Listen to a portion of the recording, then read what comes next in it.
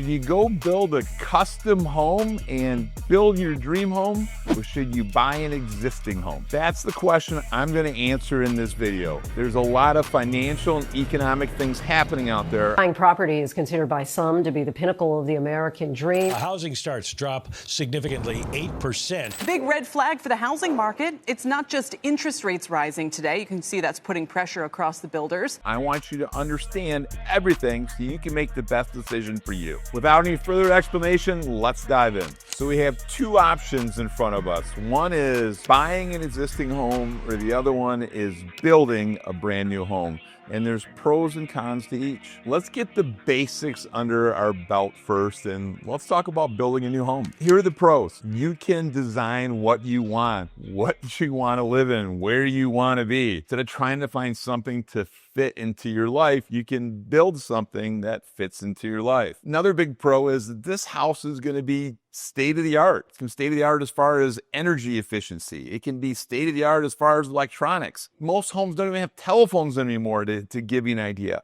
All these things, there's some definite pros in there as far as that. Other pieces, your maintenance cost out of the get when you first get into the house should be next to nothing. And the reason why is that your builder likely has a warranty for that house. Anything that pops up in that first period of time will be covered. In addition, the furnace will be covered, the air conditioner will be covered. All those items are covered. Those new appliances are likely covered as well. So you're all covered as far as that goes. The cons, it's a lot of work to build a house, and I'd be lying to you if I told you anything else. It is planning. There's a lot that goes into it. There's a lot of decisions that need to be made, and it's got to be made now because the tile guy is going to be there. And suddenly this is backward and you have to change something else. And this appliance isn't available anymore. All these things come up. It can be stressful. Expense is another issue. A lot of expenses cannot be controlled. A lot of builders are building at cost plus. Well, guess what? These costs are changing. We're in an environment that a vendor doesn't want to guarantee their price for very long because anything from tariffs to supply chains to a variety of other things can affect it. And the big thing, it's stress. Do you want the stress to build something and to go through it? Are you willing to put the work in? Are you willing to deal with the stress to get the result? I'll personalize this a little bit in the pros and cons because it hits close to home for me in building my first house. I built other houses as investment property or other houses as spec homes, but just for myself on a house that I'm going to live in. My wife and I have been in 8 homes in 30 years, and we built our first one. And it was a lot. I love the finished product, but many times in the middle of it, when I'm in the middle of what I do for a living and super busy, and suddenly I've got to make a decision right now. I've got to be on the job site to make a decision on something. I need to make a change. I was very involved in the construction process. That's who I am, but it's a lot, and don't underestimate how much it can be. So let's compare this to buying an existing home. It is closer to instant gratification. You find that house that checks a lot of the boxes, you complete financing, you get the keys, and you're in it. That's probably the biggest thing. The other thing are these soft costs that people don't think about in construction. One of the soft costs are landscaping. When you're buying a house that's already existing, it already has the existing and oftentimes mature landscaping that you can trim and prune and make some changes, but you're not spending $10, $20, $100,000 in landscaping and things that are outside of that. The other piece is you're in an existing neighborhood. Now, you can build a house in an existing neighborhood, but most new construction is happening where there's other new construction around and you're not in an established neighborhood. You could be living in a construction zone even when your house is done for the next several years because the next street over or the house next door or the house across the street is going in construction. Some of the cons, that electric system might be outdated. That furnace can be old. That air conditioning probably has issues. That roof is going to need to get replaced. All those items. I will say, I do feel that we don't build homes as a general broad stroke statement. I don't think homes that are built today are as good as some of the homes that were built in the past. So just because it's old doesn't mean there's a problem, but it might need some more maintenance. It might need some updates. You're not going to be able to get as much customization as you would building a brand new home. Maybe you can blow a wall out. Maybe you can move a room around. Maybe you can use some new closets. but not quite the same as sketching it up on a piece of paper, sliding it over to your architect and builder, and having that dream home. So there are some limits there, and that's one of the cons. So super basic, high level, buy versus build, pros, cons. Let's talk about the financing aspect and financial considerations given to building a new home compared to buying an existing home. So let's look at some of the costs you need to consider with building. First, it's the land. That's the obvious one. You have to have something you're building the house on. Separate from that, what are you going to build on? And this depends on the type of builder that you're going to use. Are you building in an area where there's a track builder that has a basic footprint and you're adapting little things on that? Or are you going to go out and hire an architect and build a custom home on a custom piece of property? You have architectural and design fees. After that, we get into construction costs, the sticks to frame the house, the roof, the windows, everything involved with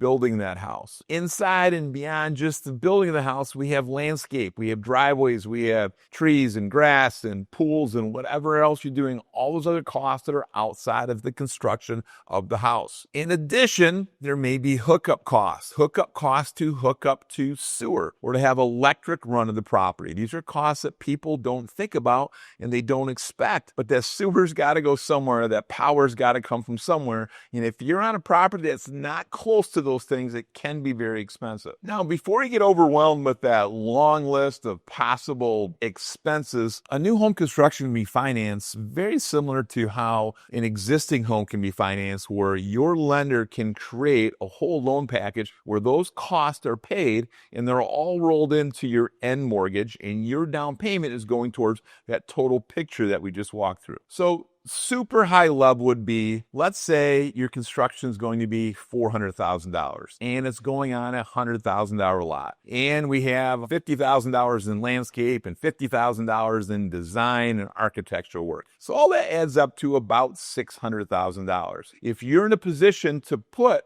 20% down, you'd be putting 20% down on that $600,000. So $120,000 down payment, you got $120,000 in, and that $480,000 is set aside to pay all those costs. Now, different lenders have different programs, so don't think you have to put 20% down, but most construction loans, you're probably at least 10% of your own money into it. Now, let's look at the cost of buying an existing home. Guess what? When you buy that house, it comes with the landscaping, it comes with the house, it comes with the roof, it comes with the windows, and if negotiated, it comes with the appliances. Now, it doesn't automatically come with appliances, but it can come with the appliances, including washers and dryers and everything else. So a lot neater, a lot cleaner, and you know what you're going to get with one simple purchase agreement to buy that existing home. Now, financing for existing homes are super easy. The house is already there, less risk to the lender.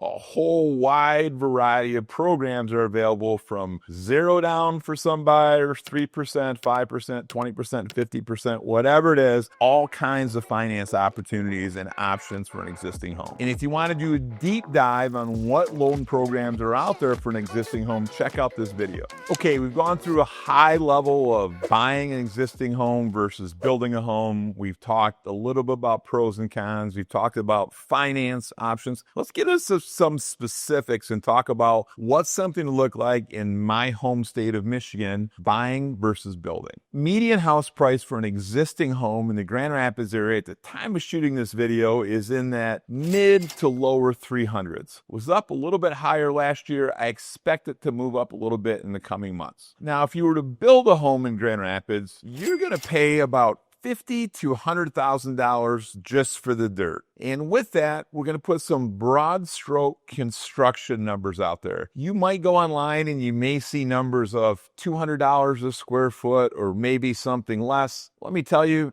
it's going to be north of $200 a square foot. I'm thinking conservatively, you're $250 to $300 a square foot to build a home right now. So when I'm talking building, when I use an example of $250 to $300, that's more of a custom built on a lower end product. If you're going custom on a higher end, you might see $500 and north of that per square foot. If you're working with one of the big tract builders that knock out a lot of homes and they're brand new in their neighborhoods, you will see those numbers get a little lower. Let's stick with that custom piece and let's just say $300 a square foot. 2,000 square foot house, $300 a square foot, $600,000. Let's say it's $250, $500,000. That doesn't include the land. We talked about in my market in a median house price being in that $300,000 range, and at $250 a square foot for a 2,000 square foot house, we're talking $500,000 to $600,000. I don't think that Grand Rapids represents the national market. In Grand Rapids and in my market, we've continued to see existing home prices rise. We're going to continue to see house prices, existing homes rise. You want to know why?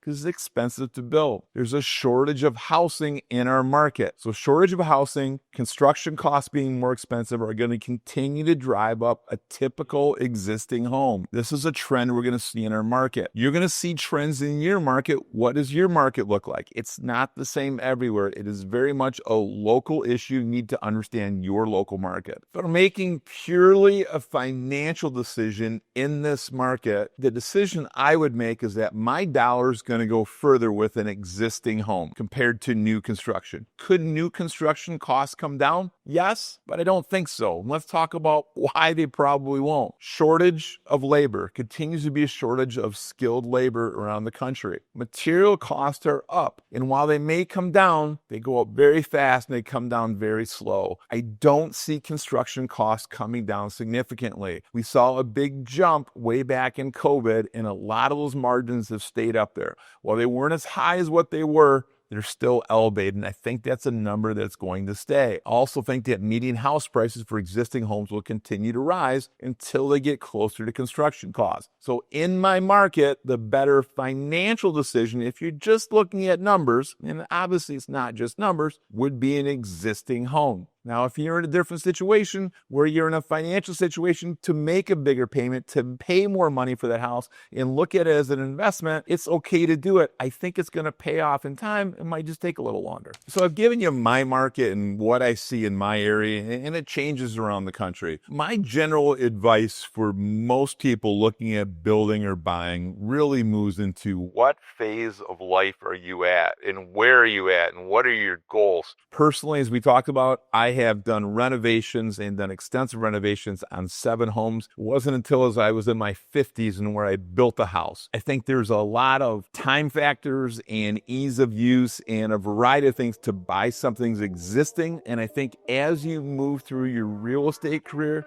I've personally found, and I've seen a lot of my clients build a little later in their lives instead of building in that early stage where you're super busy with career and family and all those other things going on. Each one of those houses that I did big renovations on, and I moved and I stepped up and I rolled the equity to the next house, the next house, the next house, set me up to be in a position that I could pay a little more for those things that I wanted. And I was okay with it because I've done this 7 times and I found the things that were really important to me. So when I did build my own home, I knew what I really wanted and was able to pay for it with the equity that I continued to push forward on my prior 7 properties. For newer homeowners, your first, your second, your third home, I'd really like finding something existing depending on your market, and I suggest looking at building a little later in your life. Let me say one other thing regarding new construction and building versus buying existing. There are some fantastic builders out there that build a spec home, and they build this spec home. It's for no one specifically. It's just built and it's done.